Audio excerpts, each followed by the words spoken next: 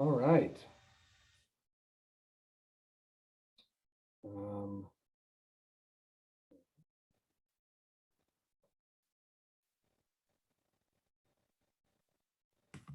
there we go. Well, Dave, thanks for joining us this evening. It is Thursday, August 26th, and it's part of our semi-regular series of Thursday chats with conservation professionals and others in our community. So first, I'll ask you to introduce yourself and give a brief background before we dive into to some of the questions. Great. My name is Dave Schlicting. I'm a full-time resident of Winter Park, Colorado. I'm a retired astronomy and space science teacher, and I currently work for NASA in a mentoring capacity for a program called HUNCH, High School Students United with NASA to Create Hardware. I also am the founder of Grand Astronomy. I do star talks and presentations via telescope to people in the community, and you're more than welcome to reach out to me regarding that. What else was I just going to say? Oh yeah, we also have an astronomy club that is coordinated through the library district. Our group meets on the second Saturday of each month, starting at 7 p.m. at the Granby Library. Great. Well, thank you. You're welcome. So we had a star talk on one of the conservation easements a few weeks ago down in Fraser. How do you think that went? I thought it was a great evening. There were a lot of engaged people. It was a beautiful evening out there in the meadow.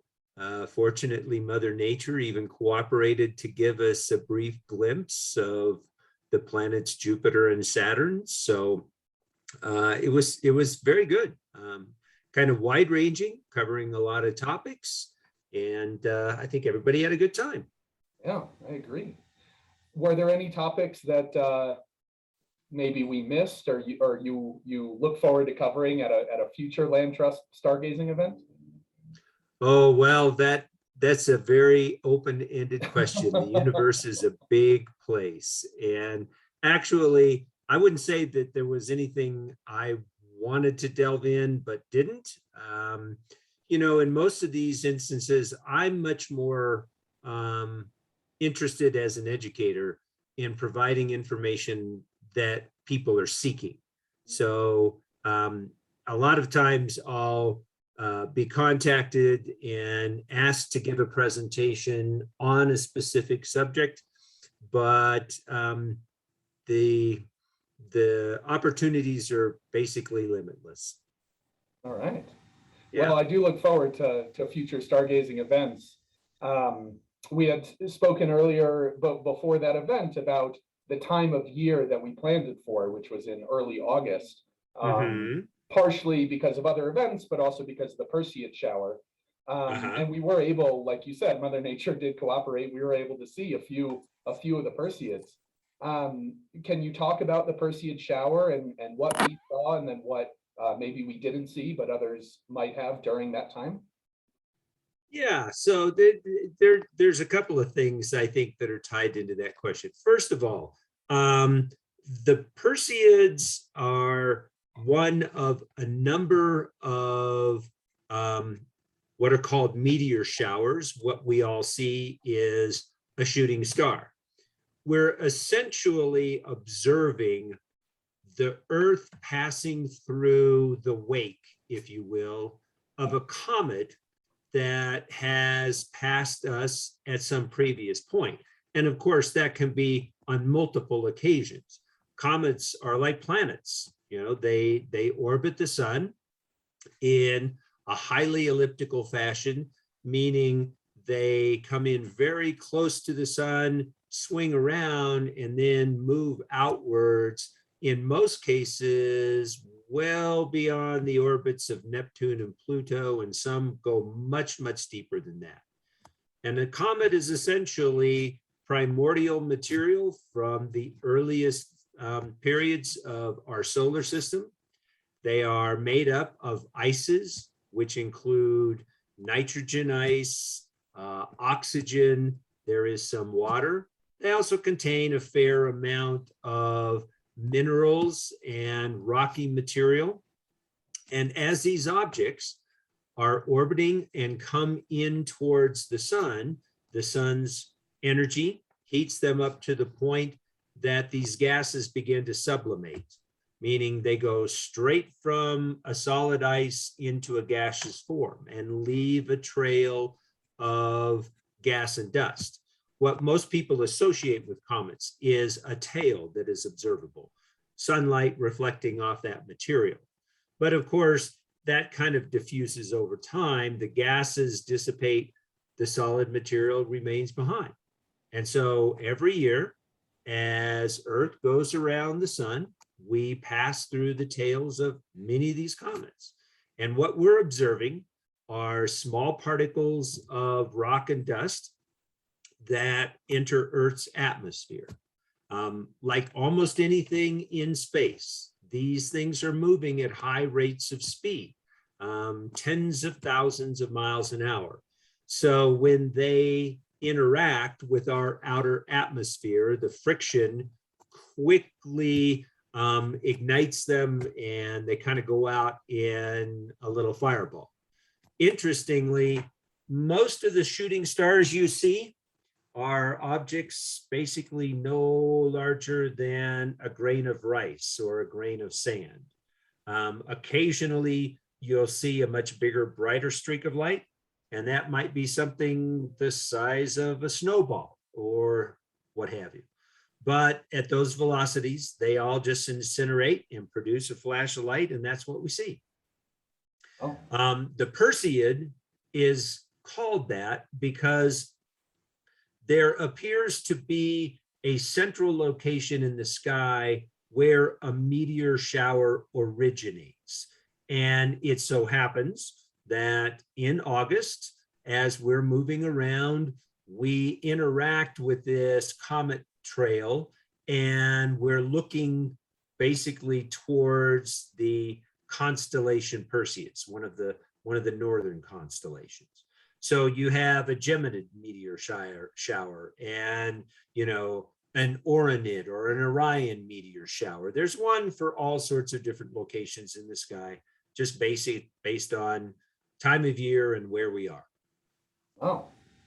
And can the Perseid shower, as we see it in the northern hemisphere, be seen from the southern hemisphere at the same time, or is the orientation such that?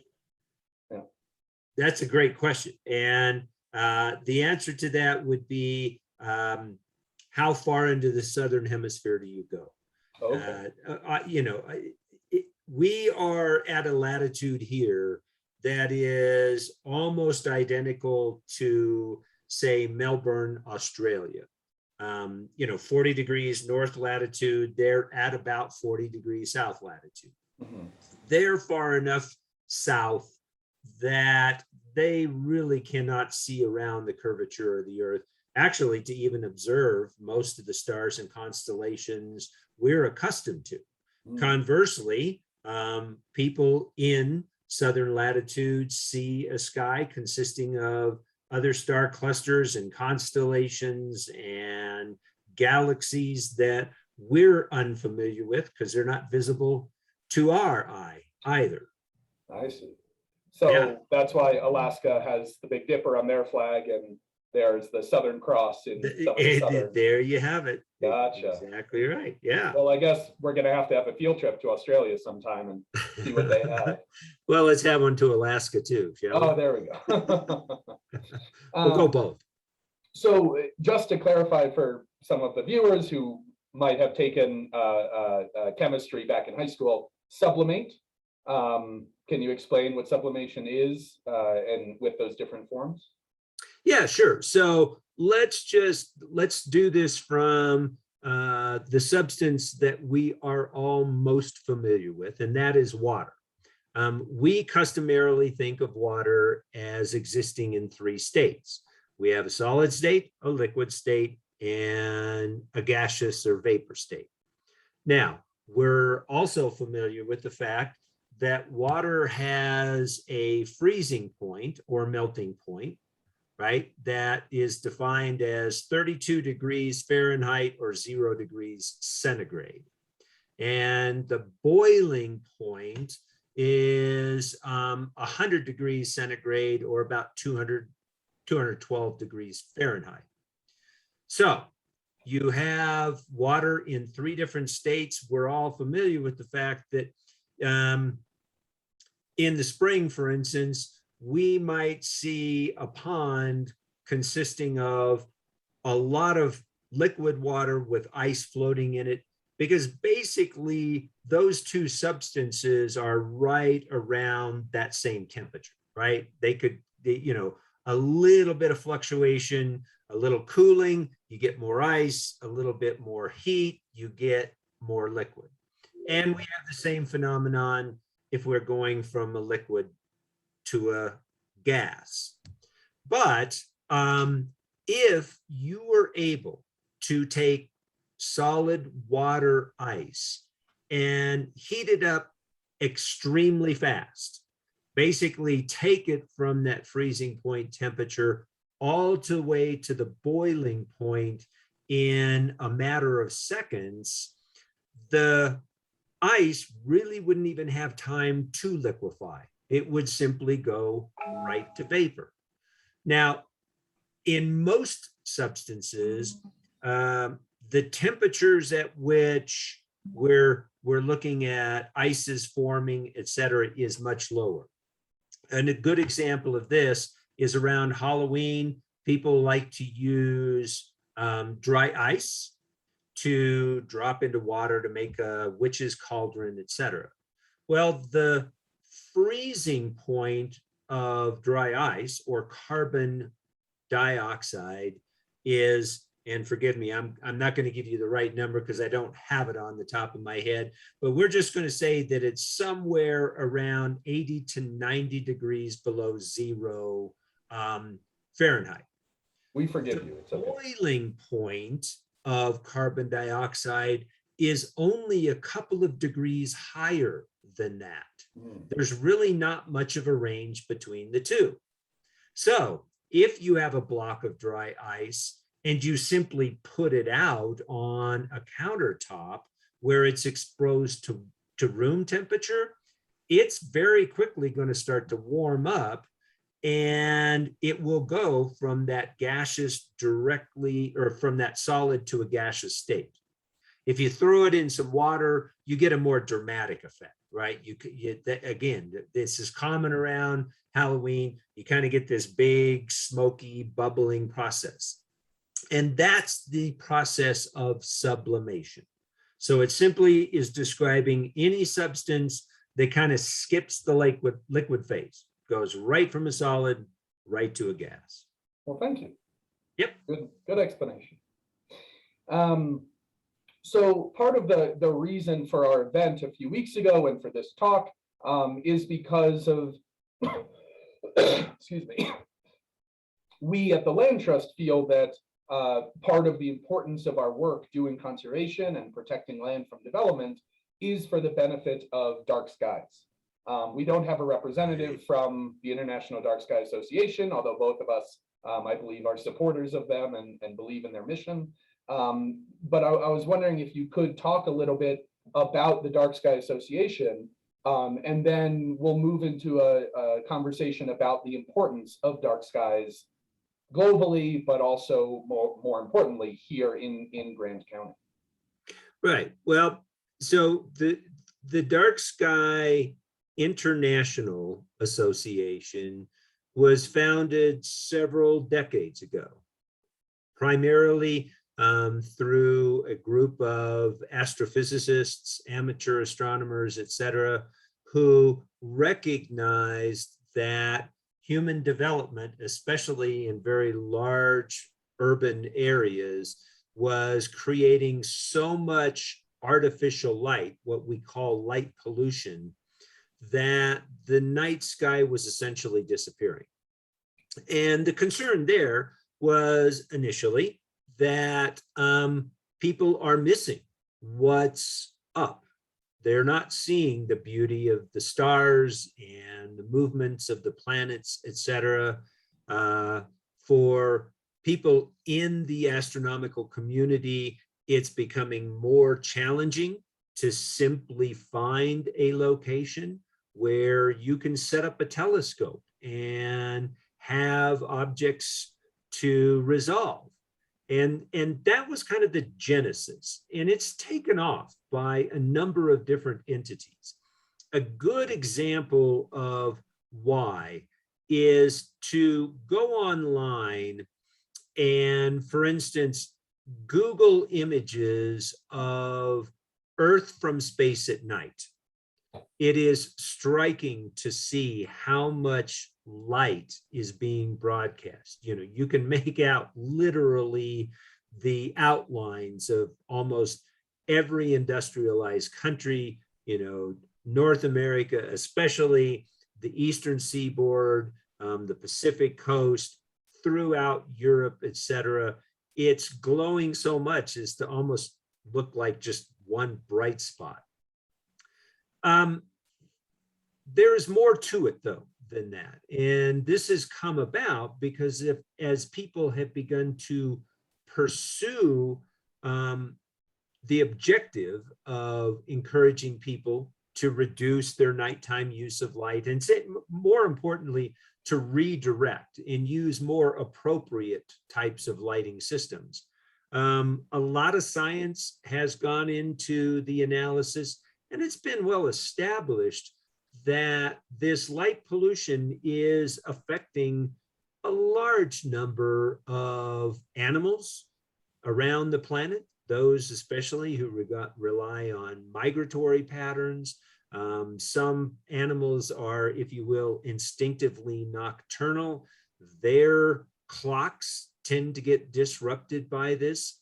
So from an environmental standpoint, just for the benefit of all of those things we enjoy in the outdoors, the animals, the birds, etc., having more dark sky is a good thing. It is somewhat challenging. Certainly, we've had decades and decades of building up the infrastructure of cities, involving everything from street lights to, you know, illuminating parking lots, etc. And for a long time, this simply involved the use of incandescent lights, kind of indiscriminately broadcasting it every direction, straight up, sideways, and down. And now, with a little bit better technology, we know that we can move away from those traditional types of lighting systems. We can put in systems that are designed to primarily broadcast that light towards the ground itself. And by using different types of light, and I'm just going to say like an LED is one that I think most people realize the difference between, you know, a light emitting diode and an incandescent bulb. That in fact, you're also broadcasting different wavelengths of light. And that's part of the issue as well. You know, the science of light goes down to interpreting the electromagnetic spectrum, and incandescent lights throw out everything across that spectrum, all the wavelengths of reds and yellows and orange to the greens and blues, etc. And by coming up with different systems, we're significantly reducing the upward light pollution, but we're also still able to adequately illuminate the communities so that, you know, we have safety on our roads and our buildings and homes are working functionally, etc. All right. Well, thank you. Yeah. That was a good explanation. You know that I moved up here from Flagstaff, Arizona, which was brands itself as the first international dark sky city. And I recall first moving there, I didn't notice it, but then as I would travel between the East Coast and Flagstaff, I would start noticing the street lights are different, the billboards are different. And it did produce it was more comfortable, I think, for most people. We could still have a nightlife and a safe community while not Oh, absolutely. blasting light into the atmosphere. Absolutely. Mm. And, you know, it's an interesting thing, I think, for most of us. Mhm. If we are out and about at night, we're probably commuting, driving from one place to another. You get out of a car, you're walking into a building. Unless you are consciously thinking, you're not looking up. Mm. You might get a little bit peripherally, and if you happen to be looking in the right direction, you'll recognize a star pattern like the Big Dipper or Orion's belt. But we're not really accustomed right now to doing that. But for those who do look up, it is striking, you know, over on the Front Range, around, you know, the whole Front Range, basically from Fort Collins all the way down past Colorado Springs. The nighttime sky is so bright because of all of this light pollution that you can probably count the number of stars you observe on your fingers. You know, it's incredible. I spend time in Houston when I go down to work with people at the Johnson Space Center, and I will, you know, stop to look up, and sometimes you can't even see the Big Dipper.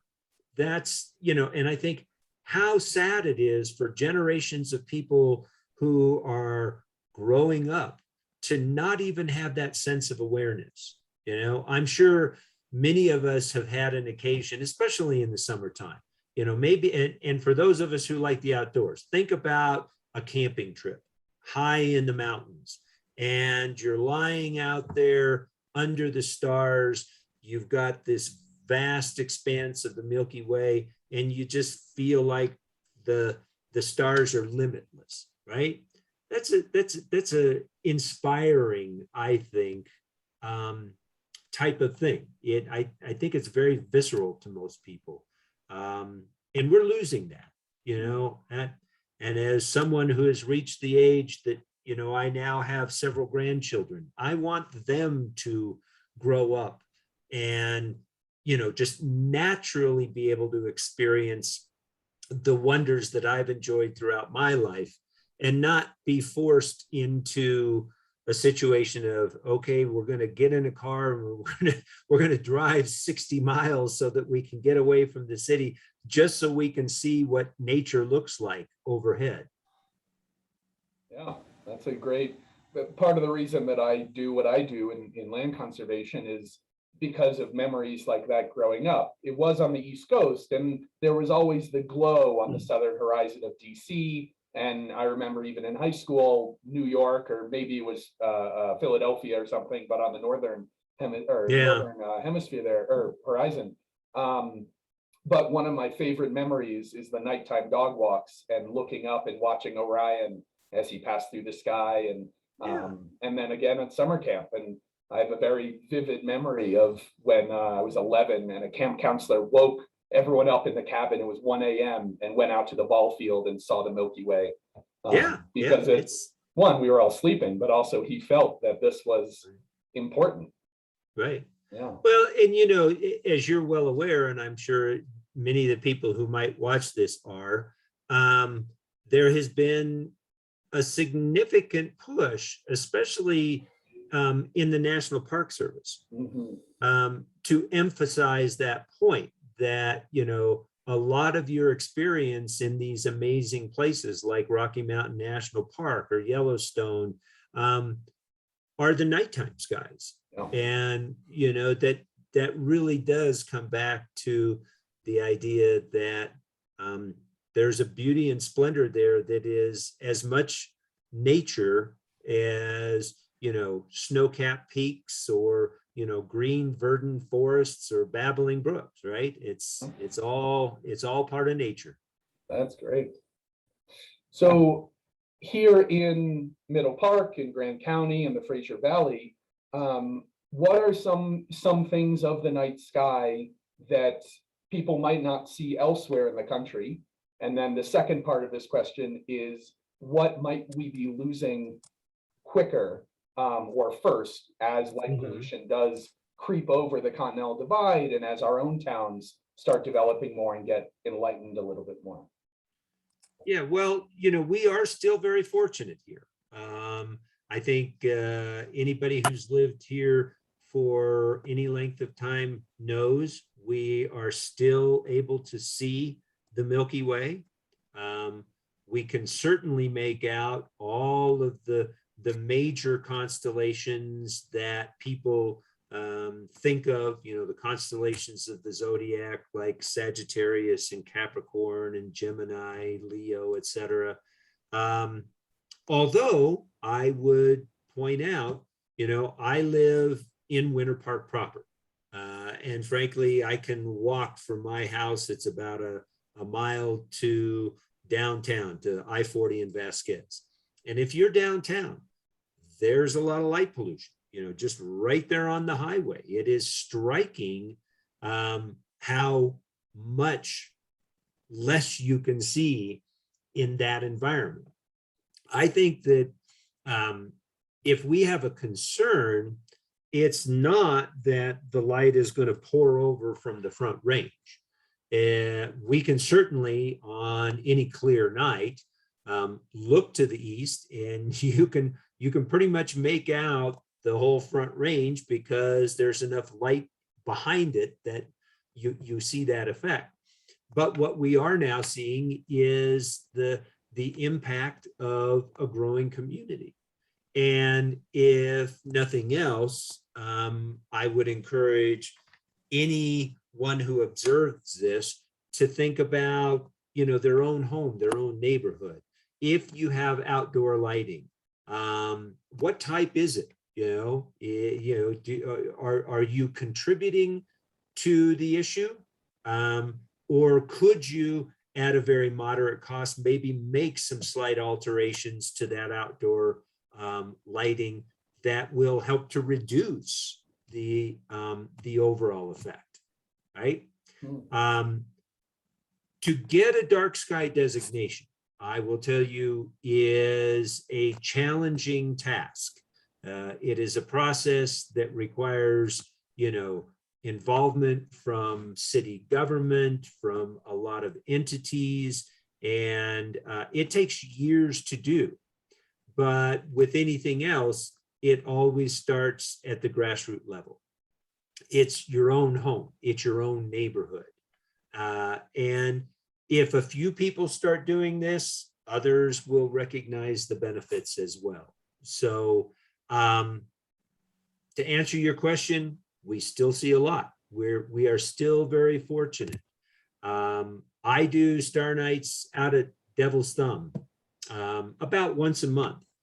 And it's a treat, I think, for a lot of people, especially those who are, coming to the mountains for a nice weekend and live in places like Dallas or Chicago or Washington, D.C., to stand out on the deck and look up and go, oh my gosh, yeah, that sky is gorgeous. But we can't take it for granted, right? We see how especially this end of the county is growing almost at an exponential rate. And everything we do right now to help kind of minimize that light impact, we benefit from, future generations benefit from. That's great. Well, I guess now would be the time to ask, for a homeowner who's, let's focus on the Fraser Valley, what are some things that they can do, whether it's today or very easily, I guess, without a lot of expense, without a lot of effort? Because as both you and I know, for conservation-minded change, for environmental change, for a lot of people, it has to start small. It has to start easy, and they can build up as they educate themselves. So what are a few things that a homeowner like you and I can do tonight and start this process of darkening our own night skies? The first answer that comes to mind is turn off some lights, especially if they're exterior lights. I think some people are of the mind that if they leave lights on around the front of their house, etc., it increases their safety. I don't know necessarily that the data supports that, but I appreciate that. However, you can still have outside lighting by maybe putting a couple of those things on a photosensitive timer, or just a timed timer that will shut them off after, say, 30 minutes or 60 minutes. I'm sure that my friends at Ace Hardware and Fraser have all sorts of devices that you could use to make that contribution. The type of lighting you have out there, I think we like to have kind of like spotlights or something, even if we're directing those down and not just kind of broadcasting out and up. I don't think we really have to sacrifice anything in the way of security, etc. And we don't have to make a big outlay on these things as well, right? I think those are the places to start. The other consideration is the Dark Sky International Association does have a website.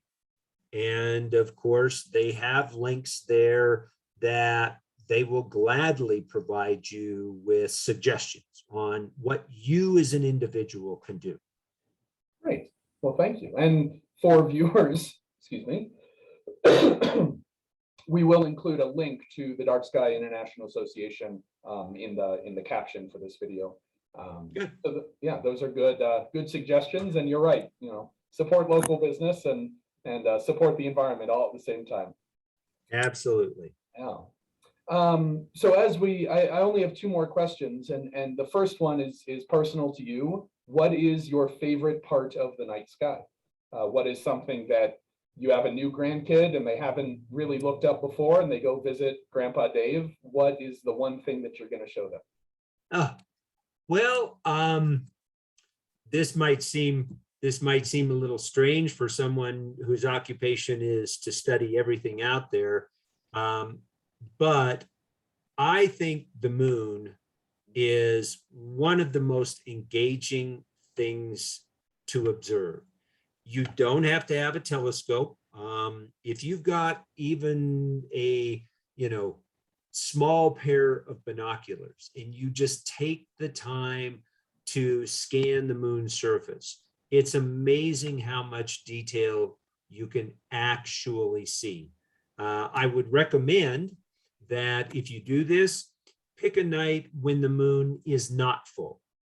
A full moon is obviously somewhat, engaging, but for those of us who like to make observations, and especially if you're doing any kind of photography, we see a full moon because the position of the sun is directly behind us while the moon is in front. And we're seeing all of that light reflected right back towards us. Consequently, we don't see much detail. If you're looking at a moon when it's a crescent shape, or, like a quarter moon where you see half the surface illuminated, you're seeing that with the sunlight coming in at an angle, and that will cause all of the craters to create shadows that really help to enhance their shape and outline. So you see a great deal more detail by just looking at an opportune time where you're taking advantage of that shadowing effect. I would say, secondly, I think those nights when we're really clear and you just have the expanse of the Milky Way overhead, it's breathtaking, truly is. I agree. Yep. So we are, I think we just started waning out of the full moon. So maybe in a couple days, so right now we're recording on August 26th, so maybe in a few days, people can go out and get a really nice image of a quarter moon or a Yeah, waning yeah. moon in general. Okay.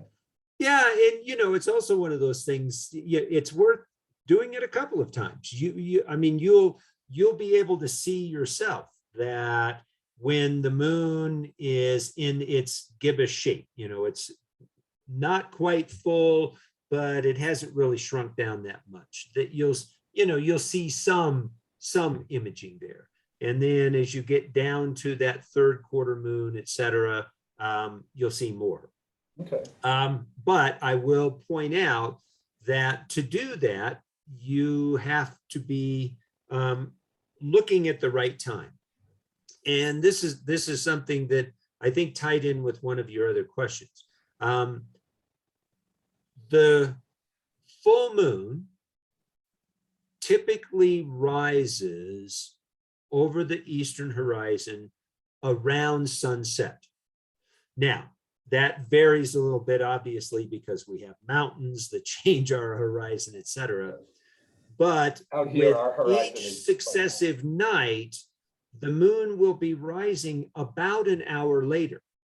So, in fact, within another week, the moon is not even going to be coming up until midnight or later. And so, if you're planning on going out during a time when it's visible and you don't want to be up in the middle of the night, you want to pick the right time in the cycle.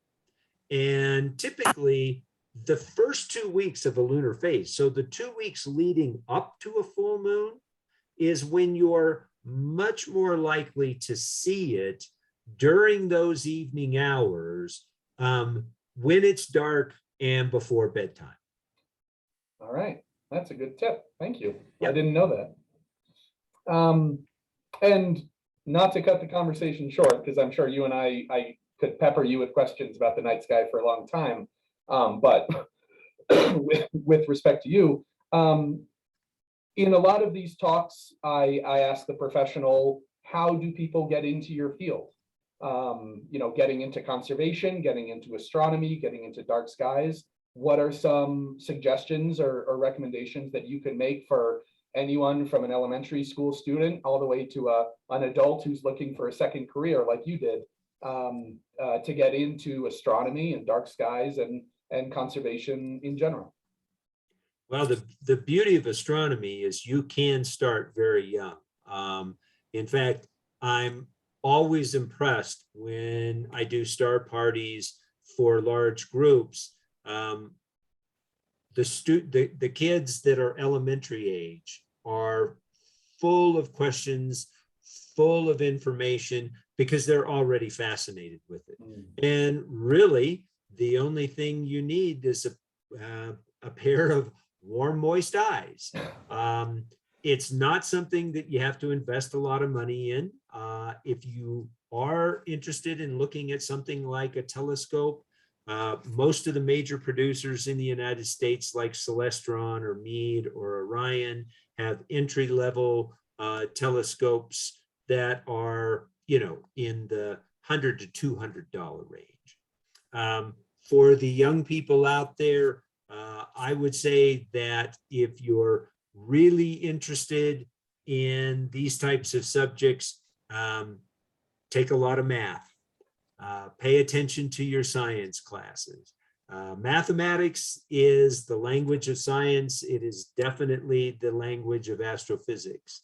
And it's a joy, frankly, to understand the language and then, comprehend how much of this you can understand from that perspective. Just like this notion of when can you see the moon? What's really involved there? Any young person could spend a lot, anybody of any age could spend a lot of time just looking at the dynamics of a 3-object system, the Earth, the moon, and the sun, which are perpetually moving in relationship to one another. And that movement happens over time. you can figure out pretty quickly how this whole system works. And that's kind of fun to know. I agree. Not that I'm very good with math, but I certainly like looking up. Well, Dave, thank you so much for doing this. I really appreciate all your wisdom and coming out to the field and for doing this. And I do look forward to stargazing parties on our conservation easements for many years to come. So thank you very much. Well, thank you for the invite, and I'll be happy to do more. I look forward to meeting more of your members. Thank you. Have a good evening. Okay, take care now. Bye-bye.